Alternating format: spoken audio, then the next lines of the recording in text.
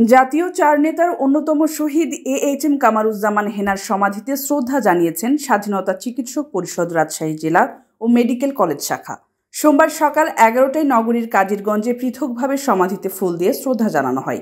এরপর শ্রদ্ধা নিবেদন করেন স্বাধীনতা চিকিৎসক পরিষদ রাজশাহী জেলার নবনির্বাচিত সাধারণ সম্পাদক ও বাংলাদেশ আওয়ামী লীগের স্বাস্থ্য ও জনসংখ্যা বিষয়ক উপকমিটির সদস্য, রাজশাহী জেলা আওয়ামী লীগের সদস্য এবং যুব মহিলা লীগের কেন্দ্রীয় কমিটির সদস্য ডাক্তার আনিকা ফারিহা জামান অর্ণা। শ্রদ্ধা নিবেদন শেষে শহীদ এএইচএম কামারুজ্জামান হেনার আত্মার মাগফিরাত কামনায় দোয়া মোনাজাত করা হয়।